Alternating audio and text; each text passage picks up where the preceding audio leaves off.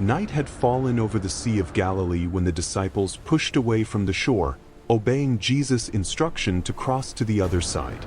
It was a tense season, crowds pressing in, authorities growing uneasy, and hearts still struggling to understand who he truly was. Jesus had remained behind, withdrawing to pray alone, while his followers moved forward without him, trusting, yet uncertain. The wind began to rise. Something in the air warned of trouble. The lake, dark and restless, reflected only fragments of moonlight through moving clouds. The boat, built of rough wood, groaned with every of the waves.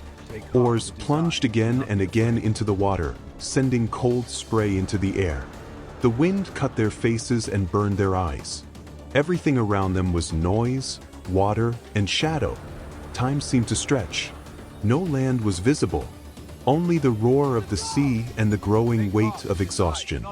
The disciples were not strangers to these waters. Many were fishermen. They knew the lake well. Yet this night felt different. The fear was not only physical danger, but the sense of being alone. As they fought the wind, fatigue slowed their progress. Fear grew quietly, mixing with thoughts of failure, doubt, and abandonment. The sea was not only shaking the boat, it was stirring their hearts. Then they saw him, a figure moving across the water, coming toward them out of the darkness. Terror seized them at once. Voices rose in panic as they thought they were seeing a ghost. Fear took shape. But in the middle of the chaos, a voice cut through the wind and waves, clear and steady. "Take courage. It is I. Do not be afraid." The sea did not calm immediately, but something deeper began to settle. Peter, impulsive as ever, answered with a mixture of faith and challenge. "Lord, if it is you, command me to come to you on the water." He did not ask for the storm to stop. He asked to walk within it. Jesus did not explain. He did not argue. He spoke one word: "Come." Peter stepped out of the boat. His feet touched the water, and the impossible happened. He walked. The wind still howled. The waves still rose. But as long as his eyes remained on Jesus, fear had no power. Yet only a moment of distraction was enough. Peter noticed the wind.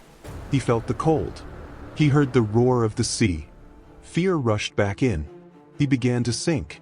He did not pray a long prayer. He cried out, "Lord, save me." Immediately, Jesus reached out his hand and caught him. He did not rebuke Peter for stepping out of the boat, but for doubting. Faith had not been the problem. Fear had replaced trust. When they climbed into the boat together, the wind ceased. The sea grew calm. Silence fell, heavy and holy.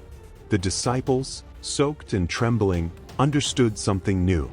They had not only witnessed power, they had experienced presence. They bowed before him, acknowledging what they had only begun to grasp before. "Truly you are the Son of God." That night was etched into their hearts. They learned that faith does not remove storms, but allows one to walk through them. That Jesus does not always calm the sea first, but he is always present within it. That fear causes sinking, but a sincere cry is enough to be held. And that even when faith is fragile, his hand is strong. The lake faded behind them, but the lesson remained. Every future storm would echo that night. For this was not only a miracle on water, it was a revelation about faith. And the journey was only beginning.